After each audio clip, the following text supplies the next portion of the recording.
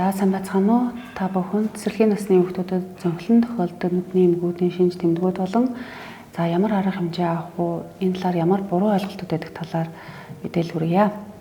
За та бүхэн тэгэхээр хүүхдэд цэцэрлэгийн насны хүүхдүүд төр нь тохиолдох хамгийн элбэг тохиолдох шинж тэмдэг бол хараа муу байдал байдаг. За энэ хараа муу байдал нь ялангуяа цэцэрлэгийн насны хүүхдүүд хүүхдийн харааны хөгжил 6 нас хүртэл явагдаж дуусдаг. Тэгэхээр 6 нас хүртлээр бид нэр хүүхдийн хараа хөгжүүлээд цохих түвшинд хүрэхгүй бол эргээд 6 наснаас хойш хүүхдийн харааны хөгжил маш удаанаар буюу удаанаар явагддаг байгаа. Ийм учраас бидний хувьд цэцэрлэгийн насны хүүхдийн харааны хөгжил хамгийн чухал байдаг.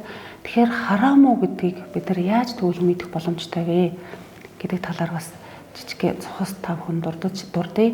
За жишээлбэл хүүхд цэцэрлэгийн наст хүүхд нүдэ аниж харах, за эсвэл тухаараа харах, за эсвэл далиж, буландаж, хазааж харах, за эсвэл огт юм сонирхгүй байх, эсвэл багшийн үзүүлж байгаа тэр дэлгэцэн дээр үзүүлж байгаа зүйлсийг харахгүйгээсээ болоод дандаа хажуудлынхаа хүүхдээс хуулдаг байх, эсвэл дэвтэр дэрлж хэвддэг, зурхтай ч юм уу бичгтэй.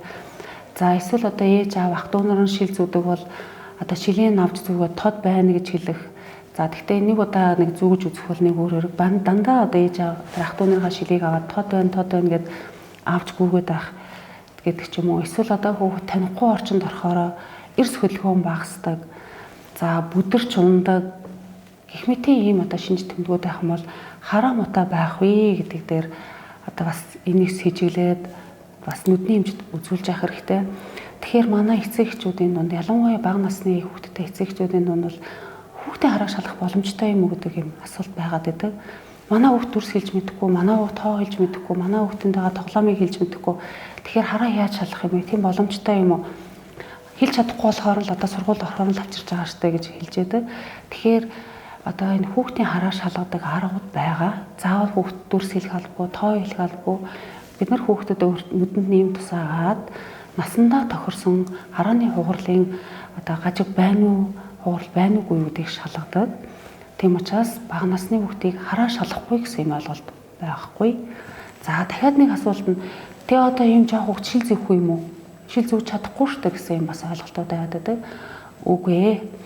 Хүүхд хэрвээ тод харсан шилээ олж авсан бол ямар ч хүүхд шилийг зүүдэг.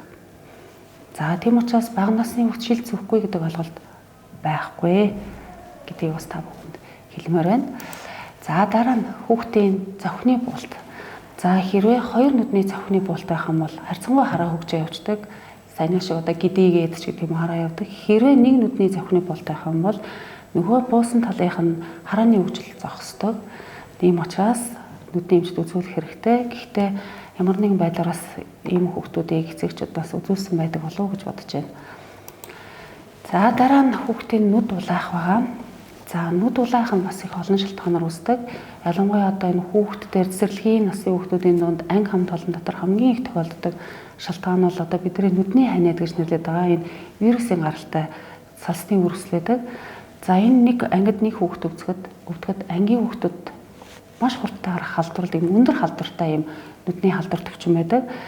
Хэрвээ ингээд хүүхд сургууль цэцэрлэгтээ ирэхэд тийм нүд улаасан шинж мэдэгдэх юм бол бас эцэгт нь мэдэгдээд нүдний хэмжид үзүүлээрэ гэдгийг бас хэлэх хэрэгтэй.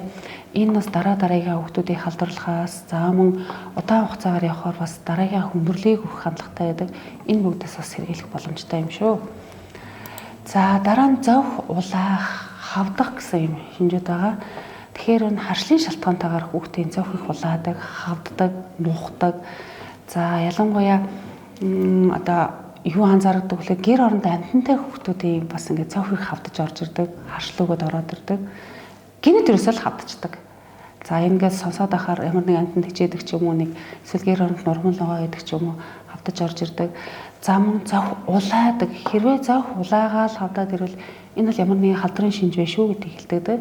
За ялангуяа энэ хүүхд дээр шүдэн өвдсөн, хамар битүүрдэг, бид нар гамрид гэж ярьдаг. Энэ өвчний үед за энэ идээд халдвар маань нүдний хар руу шууд дамждаг. Тийм учраас нүдийг бүлтүүлгээд, зовхийг хавдуулаад, улаалгаад дараагийнхаа хүндрэлийг өгдөг юм аюултай юм байдаг. Тийм учраас бас энэ дээр нүд гэж одоо нүдний завхны хавангаас гадна бас энэ дээр чих хамар хоолойны талыг бас анзаарч авах хэрэгтэй гэдгийг бас эцэгт нь зөвлөх хэрэгтэй байна. За дараа нь завхин дээр юм гарах. Завхин дээр юм гарчлаа л гэдэг. Нэг бондгор юм гарчлаа. Доошоо харахаар их тод харагдаад байна гэж ярьдаг. За энэ юу гэдэг вэ гэхээр манайхаар бол халазион гэж нэрлэдэг байгаа. Тэгэхээр нүдний эрен тойрон 30-аас 40 ширхэг тосны цорго байдаг. Энэ цорго маань хүнийг нүдийг аних болгонд тос ялгаруулаад нүдийг тосолж яадаг. Тэгэхээр энэ цоргоны нэг нь бүлэрхөөр энэ бондгор товчиг юм гарчдаг байгаа. Тэгэхээр ерөнхийдөө хүүхдийн хувьд жоохон дархлаа султай, 6-7 насд хүртлийн хүүхдүүд бол илүүтэй их гар хандлагатай. За чихэр хиддэг бол бас энэ их гар хандлагатай байдаг. За энэ процессын зарим тохиолдолд улааж хавдах юм бол одоо эдээд процессыг хүнрэхээр манай дээр бас энийг яаралтай мэслэгээ гэж цэвэрлж авдаг байгаа. Дараагийн нэг зүйл нь бол энэ өвдөг байгаа. За өвдөг болохоор сормуусны хүүдийн үрслэдэг. За энэ сормуусны хүүдийн үрсэл нь ерөнхийдөө нэг 7 хоногийн дотор өөрөө яваад идэрдэг. Тухайд гарлаа, хавдлаа, баг зэрэг идэ гарлаа, цус гарлаа ингээд 7 хоногийн дотор өөрөө идэрдэг. Тэгэхээр хүмүүсийн дунд нэг юм ойлголт байдаг. Өвдгийг өвдгөр давна зүгээр болгоцсон гэсэн. Тэгэхээр өвдгийг өвдгөр давна гэж байхгүй ийм ойлголт байдгүй шүү. За дараагийн нэг зүйл бол албадмал байрлал гэж бид нар хэлдэг. Хэрэгтэй хүүхд нэмийг дандаа хазгаа хардаг. Эсвэл одоо энэ хялраас болж хүүхд нэмийг хазгаа харж болно. Эсвэл одоо гэлжгийн хүзүүнээс болж хүн хазгаа харж болно. Эсвэл сая хэлсэн цохны унжилтаас болоод гэдгийж хардаг байж болно. За эсвэл нүдний айлм гэж чичирхийлж хөдөлдөг. Энээс болоод хүүхд бас хазгаа харж болно. За тэгэхээр энэ тохиолдолд бид нар хүүхдийг тэгшээ хараач гэж загнаад байх юм ч боломж байхгүй. Яагаад ийм албадмал байралтай байна? Энийг заавал бас нүдний эмч дэлгээж шалгуулах хэрэгтэй гэдгийг бас хэлээ. За мөн хялар байна. За тэгэхээр ерөнхийдөө хялар маань өөрөө дотгошоо хялар, гадагшаа хялар гэсэн хоёр хэлбэр зовлон тохиолддог байгаа. За 6 сар хүртлээр үүссэн, төрснөөс хойш 6 сарын дотор хүртэл үүссэн хялрыг бид нэр төрөлхийн хялар, 6 сараас хойш үүссэн хялрыг нь олдмол хялар гэдэг. Тэгэхээр олдмол хялрын ихэвчлэн үүсэх шалтгаан бол хараамуу байдал байдаг. Одоо эсвэл муу хардаг. Хараамуу байдал бүр огт хардгуунууд хялар харах хандлагатай байдаг байгаа. Тийм учраас хялар хараад байх юм бол заавал нүдний эмчэд илгээх хэрэгтэй. Тэгэхээр энэ хүмүүсийн дунд энэ буруу ойлголт байдаг. Манай хүүхд тоглоом ойрхон үлд баа багт ингээд тоглоом ойрхон үлгсөөр аваад хялар болцсон юм аа. Эсвэл одоо цочоосноос нь болоод хялар болцсон юм аа. Эсвэл одоо хялар хараад байвал хялар болчихдаг юм аа ч гэдэг юм. Иймэрхүү бас хүмүүсийн дунд буруу зур ойлголтууд яваад байдаг. Тэгэхээр хялар бол өөрөө хизээч зүгээр болдоггүй. Заавал нүдний эмчэд үзүүлэх ёстой шүү гэдгийг бас сайн ойлгоорой. За дараа нь нүдний даралт ихсэх. За энэ өвчин маань ерөнхийдөө их төвөгтэй төрөлхийн өвчин байдаг. За нүдний хар гэж ярьдаг хүмүүсийг хар нь их том харагдаад байдаг. Тэгэхээр хүмүүсийн ямар гой том хар нүдтэй юм бэ? Гэл одоо хүмүүс болгон л ярьдаг. Гэхдээ хизээч нүдний эмч тандж үзээгүй ийм тохиолдод манай дээр илэрчээсэн, иржээсэн. Гэхдээ яг мэдээж хэрэг нүд нь ийм том нүдний даралт, дотоод даралт гэснээс болоод нүд их сунамтгай байдаг бага насны хүүхдийн нүд нь томорсноос болоод нүдний аяга дүүрэн нүдтэй л харагддаг. Гэтэ яг ийм том нүдтэй хүүхдүүд бол бас завиртай байдаг. Тэр нь ямар завир вэ гэхээр дандаа гялбдаг. Эсвэл банаа нулимс гоождаг ийм завиртай хүүхдүүд байдаг. За тэгвэл өшөө нүд гялбдаг, тордог ийм ямар завирууд байдаг вэ гэхээр тохиолдод байдаг вэ гэхээр нүдэнд гадны биет орсон. За эсвэл одоо нүдэнд шарах үүссэн. За эсвэл одоо сормоос нүд рүү ороод байдаг. Гэсэн ийм тохиолдлуудад дандаа нүд нь гялбдаг, тордог завир өгöd байдаг. Тэгэхээр бид нар одоо хүмүүс эцэгчүүд бас тэгдэг нүдний юм орчжээ хэлээрээ долоочлоо гэдэг. За хизээч хэлээрээ долоож болохгүй. Яагаад гэвэл хэл гэдэг бол өөрөө маш хэдэн мянган тэрбум бактерийг одоо бичил битэн агуулж идэг учраас энэ өөрөө халдвар орох хамгийн том эрсдэл байдгийг шүү гэдгийг анхаараарай. За дараа нь байнга нуухтдаг, нухалдаг, гялбдаг гэсэн завирууд байдаг. Зам байдал сормоос орлоо хүүхд байнга нүдэнд тухдаг. Хүмүүс тэрийг харшлаг гэж ойлгоод байдаг. Яагаад гэвэл нүд рүү сормоос орчлоо, нүдэнд нэм орсон мэдрэмж өгөөд тийм учраас дандаа тухдаг гэсэн. За дахиад саяны хэлсэнээр нүд нь шархалцсан ч юм уу энэ тохиолдолд бас нөгөө гялбах, нухлах юм завир илэрдэг. За мөн нуухтдаг. За нуухтна гэхээр альтерүүлсэн сасдын үрслийн үед эсвэл нэг ханиад өрхөр жоохон нуухтаад байдаг. Тэгэхээр эцэгчүүд яадаг вэхээр нухтаануудын дээр дандаа хөхний сүд тусаадаг.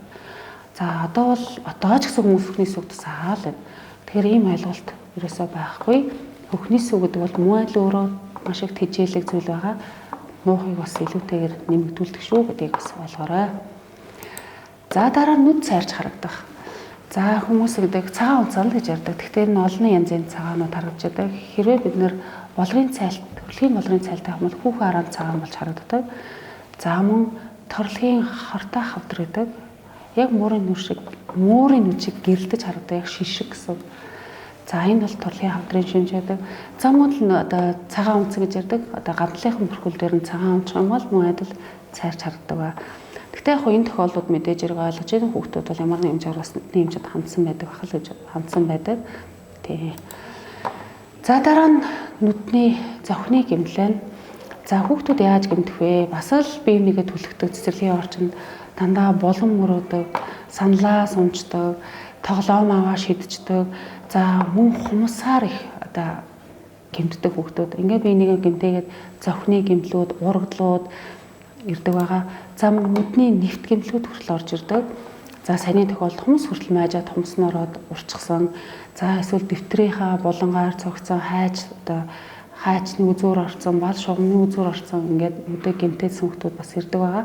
Тэгэхээр энэ тохиолдолд та бүхэн нүдний гэмтэл дээр одоо гэмлийн эмнэлэг рүү биш, их хүүхдийн өвөр нүдний үндсийн төв рүү за нүдийг боож одоо цэвэр боолтоор боож өгөөд эцэгт мэдэгдээд яалтаа тусламжийн тасвар руу явуулах хэрэгтэй байгаа шүү. Тэгэхээр нүдний гэмтлийн үед бид нар цаг алдаж ирээсөө болохгүй яралтай тусламж үзүүлдэг байгаа. За дараагийн нэг зүйл бол түлэгдэл байгаа. За тэгэхээр яг цэцэрлэгийн орчинд харцсангүй хүүхдүүд бас нэг химийн бодисоор түлэгдэх нь гайгүй байх гэж бодож байна. Гэхдээ айл болгонд байдаг нэг түлэгдэлд хүрээдэг зүйл бол нөгөө ягаан өнгөтэй хүүхд тусанд оруулаад байдаг перманганат кали гэж нэрлэдэг. За энийг хүүхд маш их түлэгддэг. Хүний нүд за тэр чигээр зүгээр харсан хар өнгөтэй болчдөг. Амандаа хийждэг хүүхдүүд. Тэгэхээр энэ өөрөө шүлт гэдэг. Шүлт бол хамгийн хортойгоор нүдийг түлдэг одоо химийн бодис байгаа. Ерөөсөө гүн рүү нэвтэрч ороод байдаг. За тэгэхээр энэ тохиолдолд бид нар бол ерөөсөө гарын дорох хүүт одоо усаар одоо ерөөсөө урсгал усаар маш сайн угааж хэрэгтэй. Тэгээ маш хурдан эмнэлгийн газар хүрэх хэрэгтэй байгаа. За ингээд одоо бид нар саяны хэлсэн шинжүүд илэрх юм бол бүгдээр нүдний эмчрүү илгээн. За өшөө дээрээс цэцэрлэгийн багш нартаас анхааруулж хэлэхэд хэрвээ ангид нь шил зүдэг хүүхдтэй байх юм бол шилийн тогтмол зүйлэх тал дээр та бүхэн бас анхаараарай. Яагаад тэгэхээр энэ хүүхдийн харааны өвчийг сая ярьсан. Хүүхдийн харааны өвчил 5-6 нас хүртлээр явагдаад дуустдаг. Бид нар энэ хоорондоо зөөх ёстой шилээ бүгдийн сайхан тултлан зөөгөөд хараагаа хөгжүүлээд авах ёстой юм чухал үе нь байдаг. Тийм учраас хэрвээ та нар ингэж шил зүдэг хүүхдтэй хаавал хүүхдийн шилийг тогтмол зөвлөж хэвшүүлээрэй.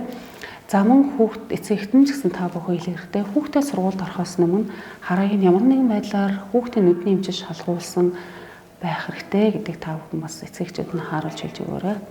За анхаарал тавьсан та бүхэнд баярлалаа.